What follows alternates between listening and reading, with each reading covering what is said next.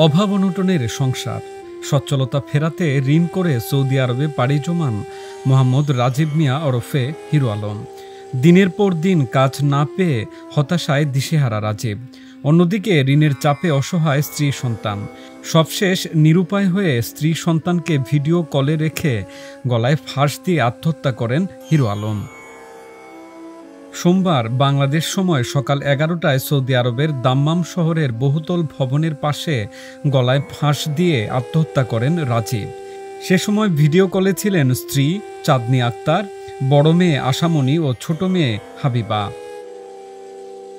টাকা পয়সা ঋণ করে $1 দিয়েছিলাম, ডলারের পয়সা পয়সা হয়ে জায়গা না পয়সায়া যারা আকামা করে দিব, যারা 3 মাস লাগাতে এই অবৈধভাবে কাম করছে করে আকামা করে দিছে না, যারা হিবার এইটা কইছে যেন আমার আকামা হয়ে দেয় না, আমার এমন সংযুক্ত কামাই কর্তা ঋণে আমার পুলিশে ধরে নেয় গা, বিভিন্ন ধরনের ওয়া কইছে। আমি কইছি আচ্ছা আর কয়েকটা মাস কষ্ট হয়ে তাহো, এবার প্রায় সময় হচ্ছি আমার সহ্য হয় না, হইতে হইতে হইতে হইতে খাওয়ান পায় না, ঘুম পায় না ঠিক মতনে, গোসল পায় না, এবে করতে করতে অনেক দিন ধরে তো আর খাওয়া যায় না। এবে কি মানুষ রাস্তারে এই সুখে যারে হ্যাঁ ফাঁসলে মরেছে রাস্তার মধ্যে একেবারে দেওয়াল আছে একটা সাথে আর মোবাইল গাড়ি মাইক্রো গাড়ি উঠে না থইয়া মোবাইলটা তারপরে অন্য টেবিল দিয়ে থইয়া তারপরে গাছের মধ্যে তৈরি করা। খোঁজ নিয়ে জানা গেছে নান্দাইলের সিংরইল ইউনিয়নের মহাবই গ্রামের মতিউর রহমানের ছোট ছেলে মোহাম্মদ রাজীব মিয়া ওরফে হিরো আলম স্ত্রী ও 2 মেয়ে সন্তান রেখে 10 মাস আগে বিভিন্ন ব্যক্তির কাছ থেকে সুদে ঋণ করে সৌদি আরবে যান। পার্শ্ববর্তী হোসেপুর উপজেলার গোবিন্দপুর গ্রামের আবেদ আলীর পুত্র আজিজুল ইসলাম আল হাশেম এয়ার ইন্টারন্যাশনাল এজেন্সির মাধ্যমে সৌদি আরবে পাঠান তাকে। কিন্তু 10 মাস পেরিয়ে গেলেও দালাল আজিজুল ইসলাম কোনো কাজের সন্ধান দিতে পারেননি। কাজ না পেয়ে হিরো আলম সৌদি আরবে এক পর্যায়ে অবৈধ হয়ে যান। বিদেশে গেছে অর্থ উপার্জনের জন্য, গরিব মানুষ ঋণ করিয়া কিস্তি তুলছে, ধার আনছে মানুষের কাছ থেকে, সুদি টাকা আনছে, আনিয়া বিদেশ গেছে বউ বাচ্চা ফুলাভান্ডে খাওয়ানোর জন্য। যাওয়ার পর তাকে ওর কোনো আকামাও নাই, কিচ্ছু নাই, কাজ কাম কিচ্ছু নাই। আমারে 3 দিন 4 দিন ফোন দিছে, ভাই আমারে কয়েকটা টিয়া পাঠান খাওয়ার জন্য, আমি খাইতে পাই না।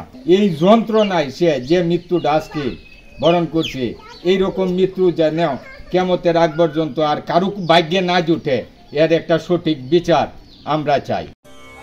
সোমবার দুপুরে তার বাড়িতে গিয়ে দেখা যায় বাড়ি ভর্তি মানুষ, স্ত্রী সন্তান কান্নাকাটি করছে। হিরো আলমের মা আনোয়ারা বেগম ছেলের শোকে অঝরে কাঁদছে। আমার বুঝে কইছে কইতাছে আমি বড় কাছে শুনতাছি আমারে বইলা কইছে তোর দাদুর ভাত লই যা সুতাছে লই আইছে, আইলে কইতেছে আম্মা কেমন আছো, তোমার ওষুধটা ভালো হয়েছে। আমি বলে বাবা আমার চিন্তা করিস না, আমি তো ভালাই। ঈদের আমি টেহা কম পাইছি, আমি ঈদের পরে তোমার টেহা দেন, তুই বাড়ি যাই বসে খাও, এই কথাটা কইছে। আর তুমি বেহের মধ্যে বাইরে না মরে যাইবা। আমি কইছি বাবা আমি মরতাম না। কয়ে আমার বাপ যাইতো আমি তো জানি না। ওখান কয় আম্মা তুমি আমার 2টা চেরি দেখো, আমার 2টা ফুল দিছে গো, 2টা ফুলের বাগান তো না গেছে আমার বাবা গো, আমার একটা কইতর বাচ্চা বই আসি, এই বাচ্চা কি ভাঙ্গিয়া গো গেল। জানতে চাইলে আদম ব্যবসায়ী আজিজুল ইসলাম মুঠোফোনে বলেন, বিদেশ নেওয়ার 3 মাস গেলে আমার আর দায় দায়িত্ব থাকে না। তবে প্রবাসী রাজীবের স্ত্রী অভিযোগ করেন তার স্বামীর মতো অনেককেই বিদেশে পাঠিয়েছেন এই দালাল। তিনি এই দালাল চক্রের বিচার চান। আরো মানুষ এবার টগায় আনিছে, এমন গরিব মানুষের এমন করে না জান, এর একটা সূক্ষ্ম বিচার হোক, এর শাস্তি হোক। এ যাবে আর মানুষে আরো বহুত মানুষ এই ব্যাপার করছে।